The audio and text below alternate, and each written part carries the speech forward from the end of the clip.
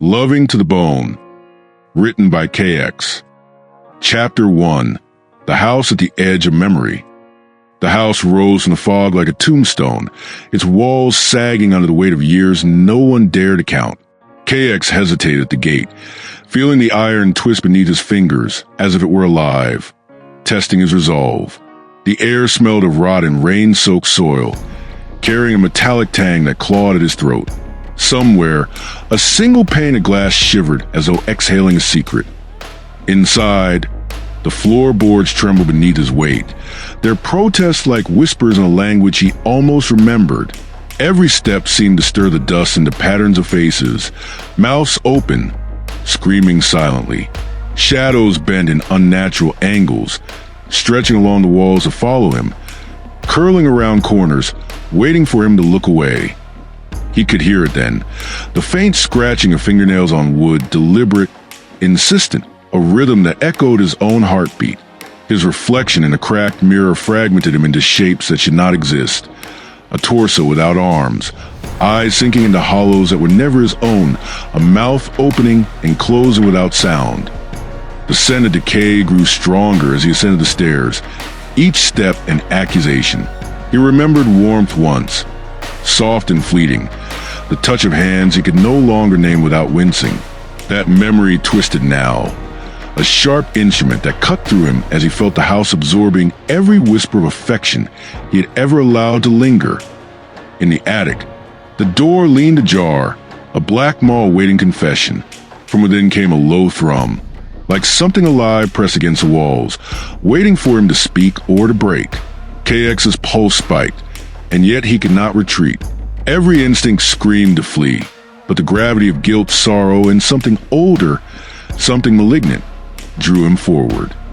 The light of the storm outside filtered to the grime-covered window, illuminating shapes that seemed to breathe. Old photographs hung askew, faces scratched out, eyes staring at him accusingly, silently cataloging each betrayal he could not name aloud. He reached for the attic door, fingertips trembling, feeling the pulse beneath the wood, a heartbeat that was not his own, waiting, patient, eternal. KX stepped inside and the darkness swallowed him whole, folding him into its architecture, where past and present tangled until they could no longer be distinguished. The house knew him, and now he belonged to it. Chapter 2, The Faces He Carried. The attic smelled of ash and forgotten dreams, a choking perfume that clung to KX's lungs. He pressed his hands against the rough walls, feeling the grooves and splinters like veins beneath his skin. Every heartbeat reverberated in the hollow space, loud enough to make him flinch. The shadows shifted, alive with accusation, forming silhouettes of people he had loved and lost, faces he had betrayed, faces he had abandoned. He sank to the floor, knees pressed into splintered boards. Memories crawled up his spine, uninvited, sharp as knives. There had been laughter once, soft, trembling, the kind that warmed empty rooms. Now it was distant, warped, replayed in fragments that cut deeper than any wound. He remembered names, whispered apologies, hands held too briefly, promises discarded like brittle paper. A voice called from the corner of the attic, thin and trembling, almost maternal. KX spun, but there was no one. Still, he heard it again, layered over his own thoughts. "Why did you leave me?" The words clawed at his ribs. He wanted to answer, but his voice was gone, stolen by years of denial and regret. He pressed his face into the dust-covered floor and felt tears slip silently down his cheeks. They weren't tears of anger or fear, only the quiet despair of someone who had fractured too many connections, who had loved too fiercely and lost everything. Each loss had left a shard in him, a splinter of the people he had failed.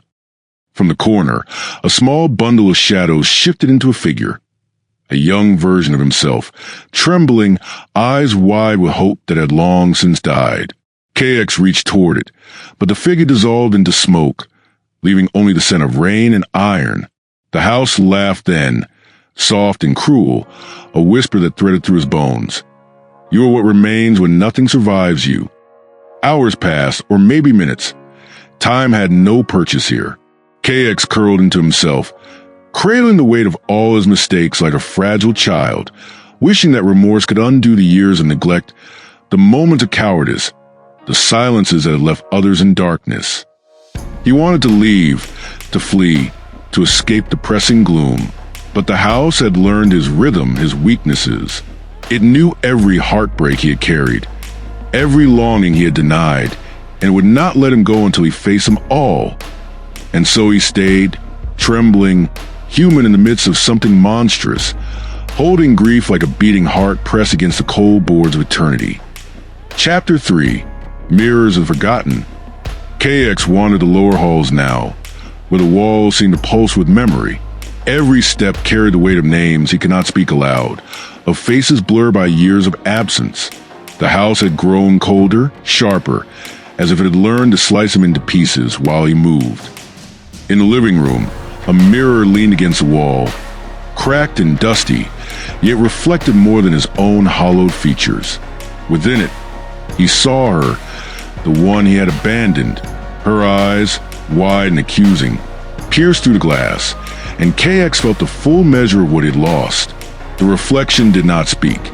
It only stared, and in that silence, he could hear every unspoken word, every rejection, every small betrayal that had led them here.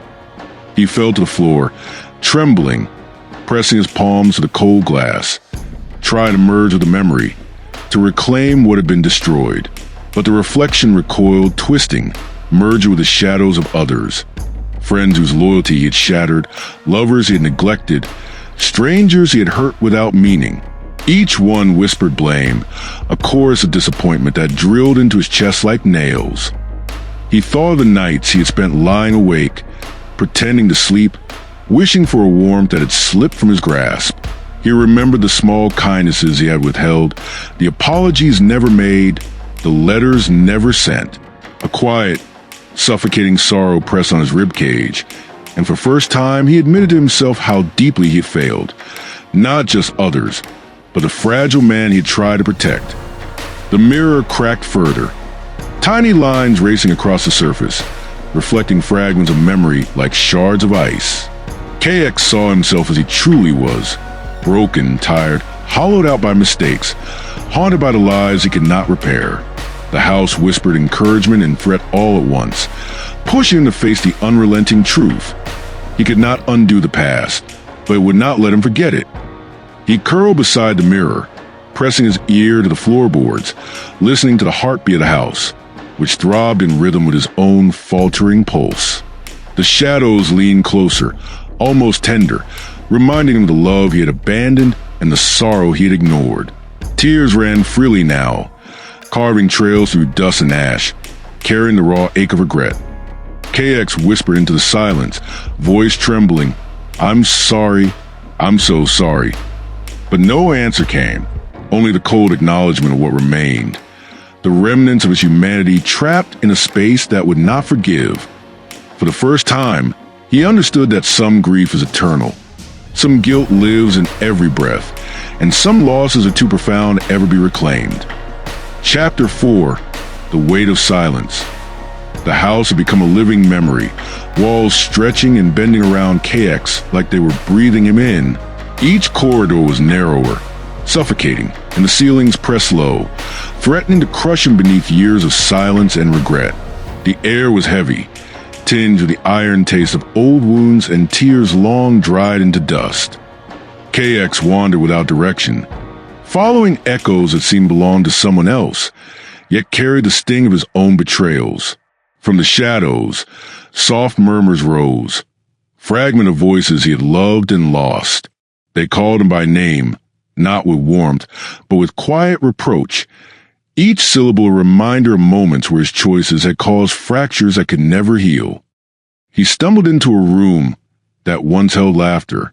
Chairs lay overturned, curtains rotted, and the floor was slick with condensation from some unseen leak. On the wall, a series of photographs had been smeared with ash and water, faces twisted into something he no longer recognized. He touched one, and the paper tore under his fingertips. Behind it, a faint heartbeat seemed to pulse against the wall, almost human, almost alive. KX sank to ground, pressing his forehead to the boards. His mind replayed all the quiet cruelties he had inflicted, the moments he had turned away from love, the nights he had let fear dictate his actions. He remembered holding someone's hand in the dark and letting it go, thinking it would protect them, only to abandon them anyway. And now, in the suffocating hush of the house, he could hear every abandoned hand, every unspoken apology, every tear that had fallen in silence. From the corner, a shadow stretched across the room. It took shape, not grotesque, not monstrous, but painfully human.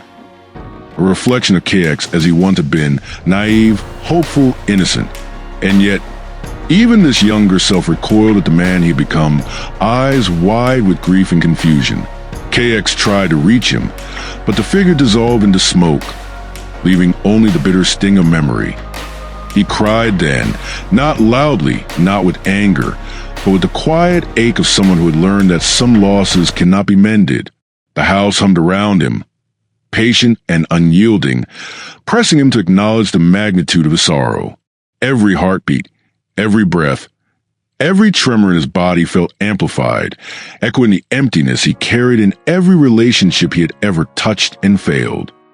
KX whispered into the suffocating dark, voice hoarse, I tried, and it wasn't enough." The walls did not answer. The silence, heavier than grief itself, pressed him down until the ache became unbearable. In that silence, he realized the ultimate truth. Some weight can never be lifted.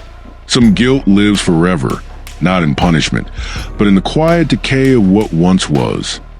And so he stayed, cradling regret like a fragile thing, a human trembling against the relentless gravity of his own failures, waiting for something he knew would never come, forgiveness. Chapter 5, The Heart of Nothing. By the time KX reached the lowest cellar, the air had grown thick and sour, a wet darkness that clung to his skin. The walls seemed to pulse with breath, slow and deliberate, as though the house itself were alive, consuming the weight of every regret he had ever carried. He stumbled forward, knees scraping against damp stone, his hands leaving streaks in the grime. In the center of the room lay an empty chair, a single light bulb dangling above it, swinging just enough to cast long, trembling shadows across the walls. KX collapsed into the seat, feeling its coldness seep into his bones. Around him, the echoes of the past had gathered, pressing in from every corner, whispering names, recounting moments of carelessness, moments of absence, moments when love had been denied. He thought of every hand he let go, every promise broken, every word unsaid. Faces appeared in the dim light. A mother's gentle eyes, a lover's hopeful smile, a friend's quiet trust, all now distorted by the lens of memory and guilt. They weren't angry. They were disappointed, and disappointment carved deeper than any scream ever could. KX pressed his face to his knees and shuddered, feeling the raw human ache of his own inadequacy. He wanted to cry for years of solitude, for every connection he had severed, for every warmth he had abandoned. But the tears did not come freely. They pooled, thick and reluctant, as though grief itself had grown exhausted in watching him stumble through his life. From the shadows, a whisper rose, almost intimate. "You were never enough. You tried, but you were always too late." KX wanted to argue, to plead, but the sound was swallowed by the walls. He realized then that the house had not just been a place of haunting. It was a mirror of himself, reflecting the cold, hollow truth he had spent a lifetime avoiding. Hours passed, or perhaps days. Time had no meaning here. KX remained slumped in the chair, listening to the heartbeat of the house, which now seemed to match his own. Every pulse was a reminder. Some losses cannot be repaired, some mistakes cannot be forgiven, and some people are left to carry the entirety of their own sorrow. And yet, in that final emptiness, he felt a fragile human understanding. He would never be redeemed, never restored to what could have been, but he could finally acknowledge it. He could cradle his mistakes, stare into the abyss of his failures, and survive. Not whole, not happy, not free, but human. As the light bulb swung one last time, casting jagged shadows across his face. KX closed his eyes. The whispers softened, the walls relaxed, and for the first time, the darkness seemed not to threaten, but to understand. He had reached the heart of nothing, and there, in its cold embrace, he found a truth more terrifying than death. The human soul can endure, even when shattered, even when forsaken, and even when love itself has become a ghost.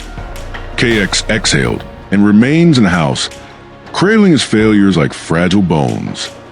The shadows of those he loved linger, not as tormentors, but as silent witnesses. Some wounds never heal, yet some souls endure, even in the coldest darkness. The end.